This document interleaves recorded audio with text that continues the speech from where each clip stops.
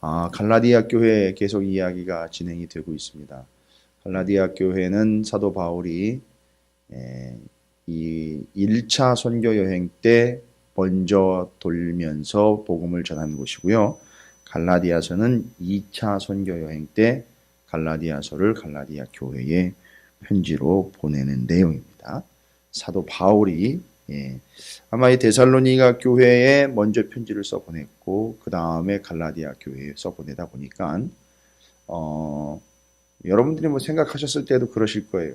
데살로니가 교회하고 갈라디아 지역의 교회하고 비교가 됐겠죠, 당연히. 그 데살로니가 교회는 지금 어떤 상황인지 우리가 이미 데살로니가 전후서를 통해서 살폈으니까 데살로니가 교회 같은 경우는 뭐 본인이 목회한 지 한 달 남짓 될까요? 그런데도 불구하고 거기서 어마어마한 복음의 은혜와 능력과 역사가 나타났다는 걸 떠나오고 난 다음에 듣고 들리는 소문에 의하면 믿음과 그 복음이 날마다 성숙하고 성장해 가고 있다는 얘기를 들었단 말이죠. 그런데 반대로 갈라디아 지역에 있는 교회들이 어떤 상황인지를 전해 들은 바 이건 심각한 거예요. 이거는 데살로니가 교회와는 너무 비교가 되는 거죠. 완전 반대 상황이 이루어진 겁니다. 그러다 보니까 갈라디아 교회에 대한 사도 바울의 왜냐하면 처음 이제 데살로니가 교회라든지 베레아, 아덴즈나 고린도 교회라든지 이런 교회들과 달리 갈라디아 지역은요. 시기적으로 보면 거의 선교여행, 1차 선교여행 첫 부분에 아마 사도 바울이 선교를 시작하면서 제일 처음으로 복음을 전한 것이 아닌가 싶어요. 지역적으로요. 1차 선교여행 때 갈라디아 지역을 통과하면서 소아시아 지역을 돌고 다시 들어갔으니까 아마 처음으로 복음을 전하지 않았을까 싶습니다. 지역적으로나 시기적으로. 근데 처음 그렇게 복음을 전했던 그 지역에 처음과는 달라진 모습으로 심각한 상황이 발견이 되면서 심각한 상황이 터져버린 이 상황이 바울에게는 상당히 좀 충격적일 수도 있고 아주 심각하게 바울은 받아들였다라는 것을 알 수가 있어요.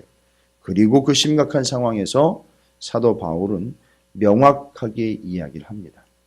처음 복음을 전하여 처음 복음을 받아들였던 갈라디아 교회의 성도들의 처음 복음을 받아들일 때 모습을 기억을 해요. 근데 그걸 잊을 수가 없어요. 갈라디아 교회의 성도들이 어떻게 복음을 받아들였는지 바울은 오늘 본문에 내가 소상하게 기록을 하고 있어요. 그리고 그걸 알기 때문에 그들이 어떻게 복음을 처음에 받아들였고 지금 물론 유대주의자들이 들어가가지고 율법을 지켜야 된다라고 그릇된 복음 아닌 복음, 다른 복음을 전해놓는 바람에 교회가 쑥대밭이 되어버리는 그런 상황이 되어버렸지만 그럼에도 불구하고 그들이 처음 복음을 받아들일 때 어떻게 받아들였는지 바울이 너무너무 잘 아니까 바울은 딱 한마디로 정리해버립니다. 내가 이제 다시 해산하는 수고를 아끼지 않겠다. 다시 전하겠다. 다시 가르치겠다. 원래대로 돌려놓겠다. 이 이야기예요. 어제도 주일날 함께 말씀을 나눴지만 문제가 있으면 우리는 문제를 보통 제거하기를 원합니다. 없어지길 바라요. 이게 사라지기를 바랍니다. 하나님 보고 이거 좀 없애달라고 기도를 해요. 이런 문제가 있다. 이거 좀 빨리 소멸됐으면 좋겠습니다. 빨리 사라졌으면 좋겠습니다. 빨리 해결됐으면 좋겠습니다. 이렇게 기도를 해요. 그러나 제가 말씀드렸죠. 제사장의 복장이며 덧입음에 대한 이야기며 예수로 옷 입고 하늘로 오는 영원한 초소로 덧입으려 함이라. 벗어버림이 아니라 덧입으려 함이라. 무슨 얘기입니까? 문제 위에 하나님의 진리와 생명과 예수 그리스도의 복음과 하나님의 말씀, 사랑, 은혜로 문제 위에다가 제거하는 게 아니라 덧입으면서 가는 겁니다. 지금 바로 사도 바울이요. 당신들이 처음 복음을 받아들였을 때의 모습을 내가 기억을 한다. 어떻게 받아들였는지. 근데 지금은 다른 복음이 들어와 여러분들을 혼란스럽게 하고 심지어 여러분 가운데는 처음 받아들였던 복음을 버리고 이상하게 다른 복음으로 떠나가 버린 이들도 있고 지금 고민하는 이들도 있는 걸로 알고 있는데 이러다간 교회가 다 쑥대밭이 돼서 무너질 것 같은 이런 위기와 문제 속에서 바울은 그 진리를 아는 거죠. 그 진리를 적용합니다. 어떻게 해요? 다른 복음을 받아들였으니 너희는 이제 끝이다. 에라 모르겠다. 니네가 자초한 화니까 니네가 당해버려라. 이게 아니라 그 문제를 가지고 있고 그 고민을 가지고 있고 그 본질이 아닌 걸로 떠나가 버리려고 하는 이런 심각한 상황에다가 바울은 어떻게 하는 겁니까? 다시 복음과 진리와 본인이 처음 복음을 전할 때 그 해산하는 듯한 수고로움, 어마어마한 고통이죠. 그렇게 복음을 전했던 것, 내가 다시 해산하는 수고로움을 아끼지 않고 다시 복음의 본질을 다시 전합니다. 다시 여러분에게 전하겠습니다. 뭐예요? 문제를 제거해서 싹 도려내려고 하는 것이 아니라 문제를 일으켰던 사람들을 잘라내버려서 해결하려고 하는 것이 아니라 그 교회 위에 복음과 진리로 다시 덧대는 거예요. 다시 복음과 진리를 전하는 겁니다. 다시 수고로움을 아끼지 않고 처음 복음을 전할 때처럼 다시 수고로 해산하는 수고를 다시 내가 덧대겠다. 이게 갈라디아 교회를 향한 바울의 마음이었던 거예요. 오늘 본문이 바로 그런 내용을 이야기하는 겁니다. 사도 바울이 아마 그런 부분에 있어서는 우리가 억지로 맞추는 것이 아니라 그런 문제에다가 다시 해산하는 수고를 아끼지 않고 다시 복음을 전하며 복음으로 여러분을 다시 세워드리겠습니다. 여러분을 다시 본질로 돌아오게 하겠습니다. 다른 게 뭐가 있을까요? 다른 거 없죠. 복음으로 다시 하나님의 진리와 말씀으로 다시 전하는 거예요. 덧대버리는 겁니다. 말씀으로 덧입고 복음으로 덧입고 예수 그리스도로 덧입게 해주는 거예요. 그러니까 그걸 위해서 자기가 해산하는 수고를 또 한 번 감당하겠습니다. 이렇게 얘기하는 거예요. 그러니까 오늘 본문이 그걸 이야기하는 거예요. 바울의 복음을 위한 결단. 갈라디아 교회에 복음과 진리와 생명과 말씀과 예수 그리스도를 덧입게 해주겠다. 다시. 새롭게 전하는 게 아닙니다. 다시 전하겠다. 덧입혀주겠다. 또 전하겠다. 또 알려주겠다. 또 복음을 선포하겠다. 이 이야기입니다. 이제 그 본질을 가지고 그 본심이 오늘 본문에 잘 녹아 있습니다. 오늘 본문을 보면 12절부터 20절까지는 치열함이라기보다는 아주 애틋함과 사랑과 간절함이 녹아 있어요. 이 본문을 읽다 보면 참 은혜가 됩니다. 그리고 이제 우리도 우리의 삶에 있어서 사도 바울과 같이 덧입혀줘야 되고 우리가 품어줘야 될 이들이 누군가. 제사장처럼요. 어깨에다가 짊어지고 두 보석 아시죠? 견대 두 보석에 새겨진 12지파의 6지파의 이름 짊어지고 흉패의 12지파의 보석에 새겨진 이름들을 품고 안고 가야 될 이들이 누구인가? 나왔잖아요. 어깨에 짊어지고 가슴에 품고 가야 되는 이들이 바로 갈라디아 교회 성도들이었던 거죠. 사도 바울에게. 그래서 짊어지고 품고 가겠다는 거죠. 어떻게 해요? 다시 덧입고 다시 가르쳐주고 다시 일러주고 그것을 위해서 바울은 어떤 수고를 해야 됩니까? 해산하는 수고를 해야 되는 거예요.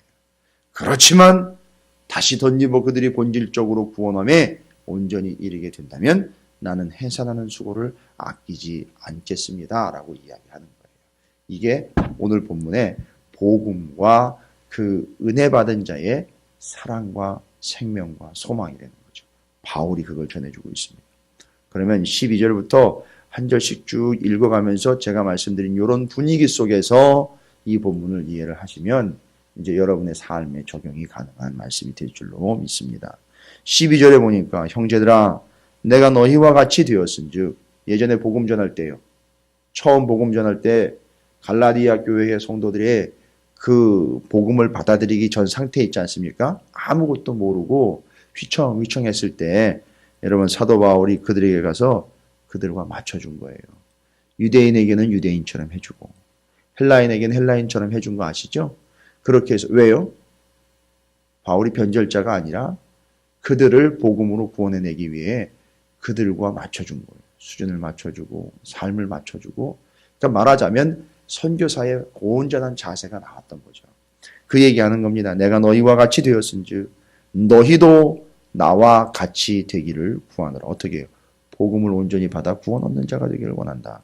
너희가 내게 해롭게 하지 아니하였느니라. 이 이야기를 딱 들어보니까 12절 말씀에 처음 복음을 전할 때 사도 바울이 복음 전하는 데마다 어려움을 겪었잖아요. 전하지 말라고 유대인들이 와가지고 린치를 가하고 테러의 위협을 주고 복음을 전하는 데 있어 방해를 하고 회방을 했단 말이죠. 그런데 갈라디아 교회를 보니까 어떻게 했대요? 너희가 내게 해롭게 하지 아니하였느니라. 아, 처음 복음을 전할 때 잘 전할 수 있었던 것 같습니다. 보니까 갈라디아 교회 성도들이 잘 받아들였던 것 같아요. 내용상 보니까 13절에 내가 처음에 이야기합니다.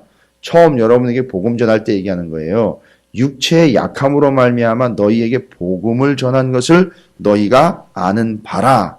아, 이 내용을 보니까 사도 바울이 갈라디아 교회에 복음을 전할 때 사도 바울의 컨디션이 어땠느냐 하면은요, 영적으로는 충천했습니다만 육신적으로 보니까 육체의 약함이 있었답니다. 사도 바울이 이걸 자기에게 가시라고 얘기를 했죠. 나한테 가시가 있다. 육체의 가시.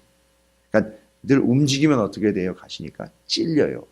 그래서 늘 그게 걸리는 가시처럼 힘들게 하는 게 있었어요. 아, 사도 바울에게 육신의 연약함이라는 게 바로 육신의 질병이 있었다라고 해석을 합니다. 근데 그게 무슨 질병이냐? 뭐 앓고 있었던 질병으로 해서 안질이 아니냐, 뭐 간질이냐, 심지어 선교하다가 걸린 말라리아가 아니냐, 뭐 이런 얘기까지 하는데 어쨌든 그것 때문에 상당히 고민을 하고 힘들어한 분명한 흔적이 있어요. 그러니까 바울이 복음을 전하는데 육체적으로 상당히 어렵고 힘든 육신의 가시가 있었습니다. 그거 얘기하는 거예요. 복음을 전하는데 처음에 육체의 약함으로 말미암아 너희에게 복음을 전한 것을 너희가 아는 바라. 그렇게 육신의 가시를 가지고 연약할 때 여러분에게 복음을 전했는데 왜 굳이 이 이야기를 하는가? 14절에 보니까 너희를 시험하는 것이 내 육체에 있으되. 이게 뭘 얘기하는 걸까요? 그러면 내 육체에 있었던 거는 그 13절이죠. 육체의 약함. 사도 바울의 육체에 있었던 것, 육신의 약함. 바로 그 질병이 있었고 그 질병을 가지고 있는 바울이 복음을 전하는데 잘못 이해가 되면 복음을 받아들이는 이들에게 그게 뭐가 될 수 있다고요? 시험거리가 될 수 있다는 거예요. 이해가 되시는지 모르겠습니다. 왜일까요? 요즘이 그래요. 복음을 전하는데 가난하고 힘이 없고 연약한 자들이 복음을 전하면 세상이 뭐라 그래요? 너나 잘하세요. 너나 잘하세요. 요즘에 복음을 어떻게 전해야 되느냐 하면은 저는 전적으로 부정하는 겁니다. 치를 떨고 싫어하는 거예요.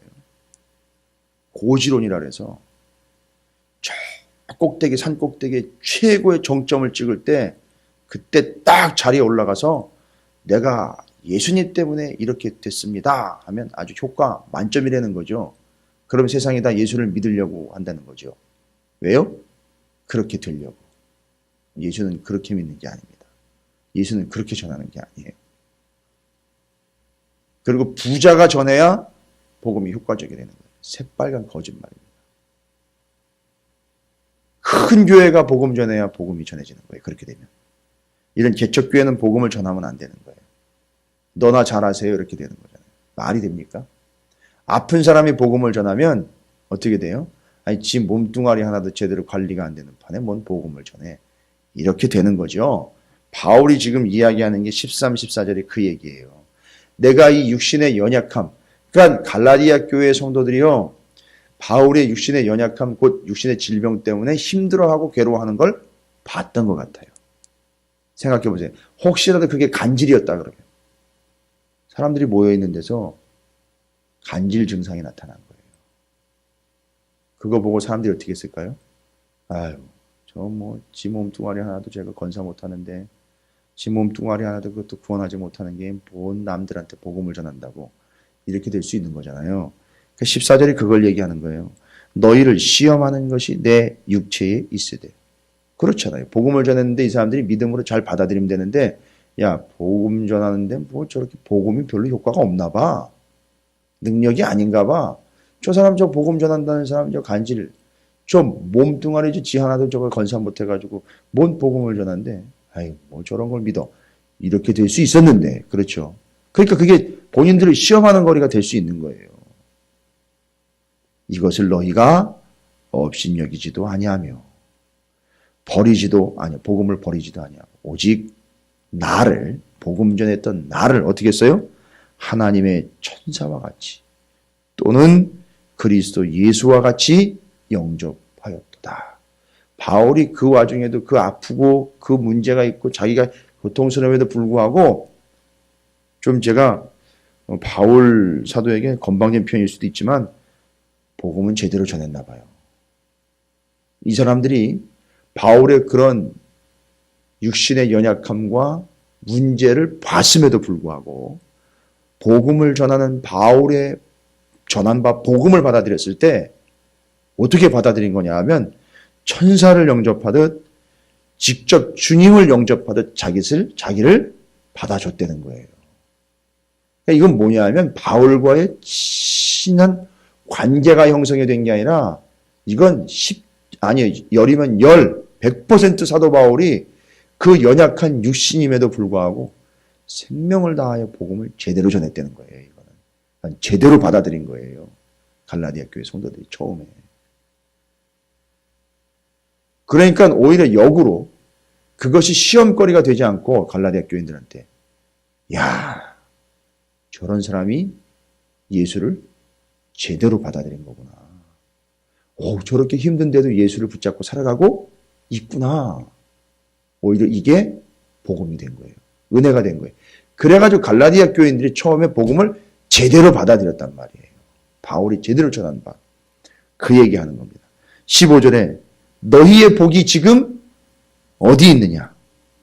지금은요. 어떤 상태예요? 그 복음을 받아들여 참으로 복됐던 예전 상태가 아니라 이젠 어그러진 상태에 와 있다는 거예요. 여러분 지금 복된 상태입니까? 아니면 최악의 상태입니까? 이거 물어보는 거예요, 바울이. 그러면서 15절에 계속됩니다. 내가 너희에게 증언하노니 너희가 할 수만 있었더라면 너희의 눈이라도 빼어 나에게 주었으리라. 아, 이제는요. 요건 뭘 이야기합니까? 처음에는 복음을 제대로 전했어. 천사를 맞이하듯 예수 그리스도를 맞이하듯 나를 영접했다는 건 복음을 영접했다는 얘기인데 그리고 그 복음을 전한 사도 바울과의 관계가 갈라디아 교회 성도들과의 관계가 어떤 관계였었어요? 사도 바울에게 갈라디아 교회 성도들이요. 눈이라도 빼어줄 그런 관계였다는 거예요. 엄청 긴밀한 관계였다는 거죠. 이게 무엇 때문에 이루어진 거죠? 복음 때문에요. 진리 때문에 이루어진 관계예요. 16절이죠. 그런즉 내가 너희에게 참된 말을 함으로 원수가 되었느냐. 야, 내가 복음 전한 게 그러면 여러분 원수 만들려고 복음 전한 거네요. 이렇게 되는 거죠. 내가 그때 여러분에게 복음을 진짜로 그 연약함 속에서도 내가 벌벌 떨면서도 복음을 전한 게 그러면 여러분하고 나하고 지금 예전엔 눈이라도 빼줄 관계였는데 이제는 원수가 되기 위해서 전한 것밖에 안 되네요. 이렇게 바울이 얘기한 거예요. 지금. 떠나 있는 사이에 그들에게 큰일이 생긴 거죠. 사도 바울이 다른 데 복음을 전하면서 떠나 있는 사이에 그들에게 유대 율법주의자들이 들어가서 율법을 지켜야 된다. 초등학문으로 돌아가라. 뭐 이런 개념들로 뒤죽박죽을 만들어 놓은 거죠. 그걸 얘기하는 겁니다. 17절입니다. 바로 그들이죠. 그들에게 들어가 비본질과 비복음을 전하고 그들을 세상으로 다시 돌아가게 하고 율법으로 돌아가게 한 그들이 너희에게 대하여 열심내는 것은 좋은 뜻이 아니요. 그러니까요, 이단들도 거짓 선지자들도요 엄청 열심을 냅니다. 아시죠? 얼마나 열심을 내는지. 그 열심 내는 게 좋은 뜻이 아니요 오직 너희를 어떻게 해요? 이간시켜 너희로 그들에게 대하여 열심을 내게 하려 함이라. 자, 이제 누구한테 눈을 빼줄 관계가 되어버렸어요? 이단들에게 눈을 빼줄 관계가 되어버린 거예요. 그것 때문에 그들이 그렇게 열심히 냈다는 거예요. 그러니까 그들의 열심과 그 이단들의 열심과 바울의 열심에는 차이가 있는 거예요. 바울의 열심은요, 어떻게 했어요? 그들로 구원을 얻게 하기 위함이었으나 자신의 육신의 연약함 속에서도 본질을 제대로 전해 그 열심 속에서 그들이 예수를 믿고 구원함을 얻게 했던 초창기 복음을 전했던 그 바울의 열심은 그들을 예수 그리스도를 제대로 만나게 했던 열심이었고, 그래서 결국은 그들이 눈이라도 빼어줄 관계가 되었는데, 바울은 눈이라도 빼어줄 관계를 위해서 복음을 전한 게 아니었단 말이에요. 그런데 그 이단들은요, 열심을 낸 이유가 뭐예요? 야, 나한테 눈이라도 좀 빼줘. 이걸 목적한 거라는 얘기예요. 이간시켜서 자신들에게 집중하게 하기 위해서 이단들은 그렇게 열심을 냈다는 거예요. 18절입니다. 좋은 일에 대하여 열심으로 사모함을 받음은 내가 너희를 대하였을 때뿐 아니라 언제든지 좋으니라. 아유, 좋은 목적의 열심은 얼마나 좋습니까? 제대로 된 열심 얼마나 좋아요. 예수 그리스도를 온전히 전하고 문제가 생기고 어려움이 생기면 다시 말씀으로 돌아오고 복음 진리를 다시 확인하고 예수로 덧입고 예수로 옷 입고 말씀으로 날마다 덧입는 거 얼마나 좋아요. 그렇게 열심 내는 거 좋아요. 비가 와도 하나님 말씀 붙잡으려고 새벽 기도도 나오는 거 좋아요. 다 좋은 거예요. 여러분 새벽마다 나와가지고 말씀을 받는 게 잊지 마세요. 시간 때우는 거 아닙니다. 우리 성도들이 이 진리를 좀 제발 좀 터득했으면 좋겠어요. 날마다 덧입는 거예요. 사도 바울은 뭐라 그랬습니까? 내가 매일 죽노라. 죽음을 덧입는 거예요, 그 사람은. 그런데 죽음을 덧입는데 예수님처럼 살더라는 거예요. 살려고 아둥바둥 지면서 목숨을 붙잡고 목숨을 덧입으려고 했는데 거꾸로 바울은 죽음을 매일매일 덧입는 거예요. 자아의 죽음, 자신의 죽음을 덧입으니까 예수 그리스도의 생명이 드러나더라는 거예요.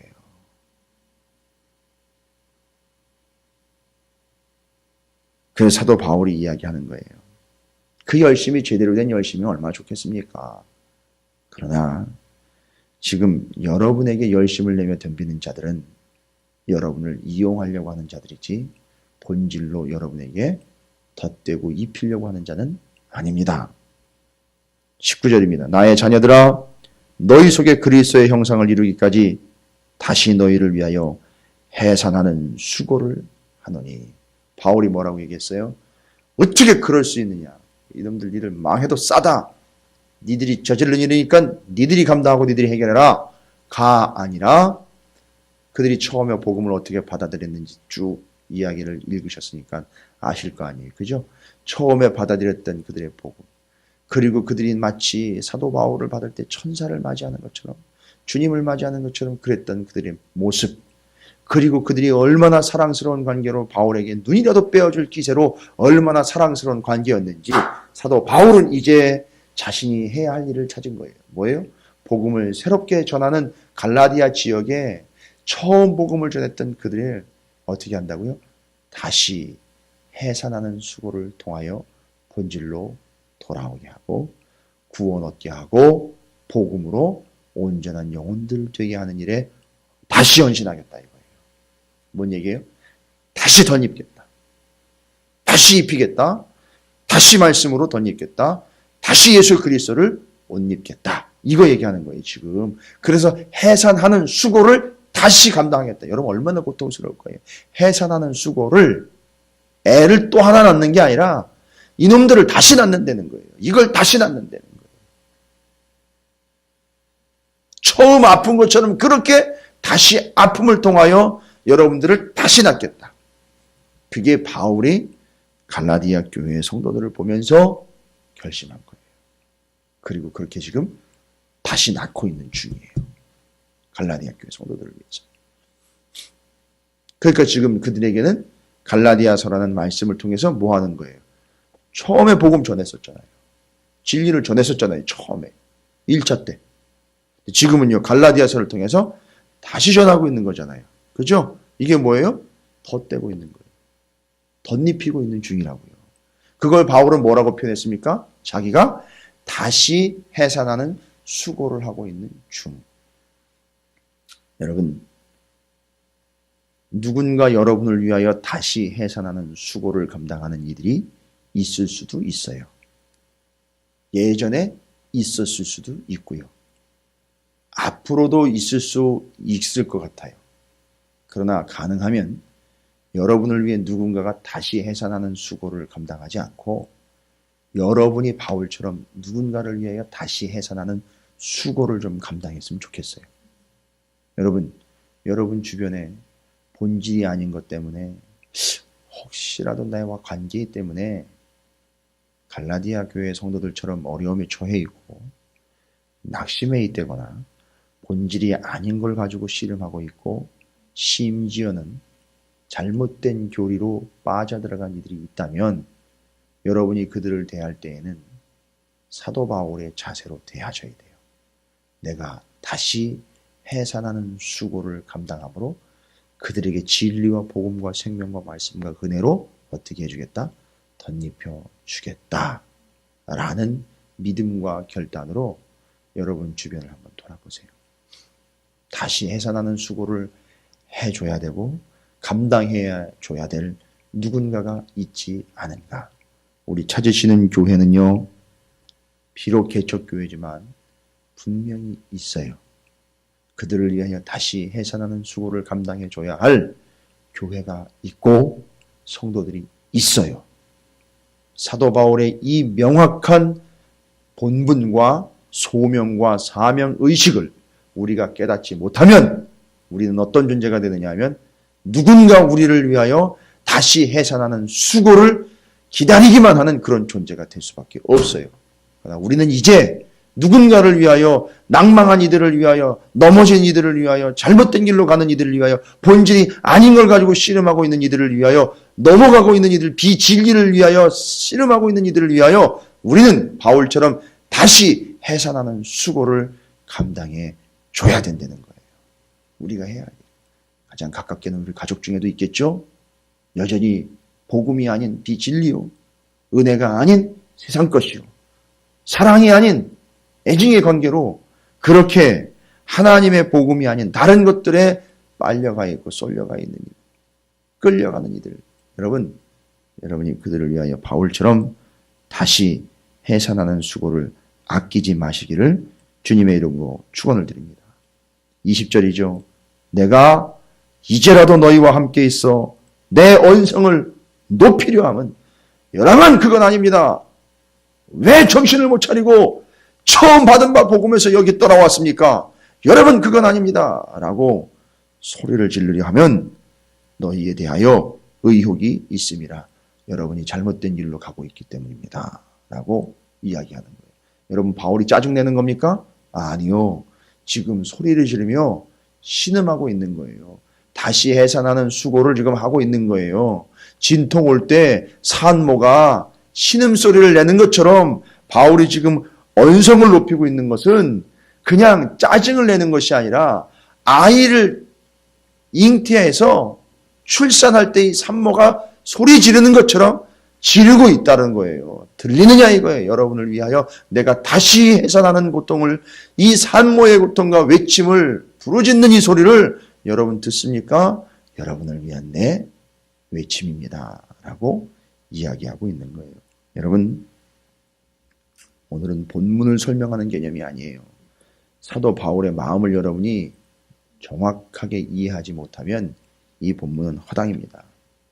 바울은 다시 그들을 위해 해산하는 고통을 아끼지 않겠다라고 결단을 했어요. 그리고 실제로 지금 신음소리를 내고 있는 거예요. 해산하는 중에 있으니까 아픔의 소리를 내고 있어요. 그러나 그걸 감당하고 있습니다. 여러분, 정확하게 이 본문을 여러분의 삶에 확실하게 적용하시기 바라겠습니다. 여러분의 주변에 여러분이 그들을 위하여 다시 해산하는 고통을 감당해야 하는 일이 있다면 바울처럼 그렇게 기도로, 말씀으로, 복음으로, 진리로 감당하시기를 주님의 이름으로 부탁을 드립니다.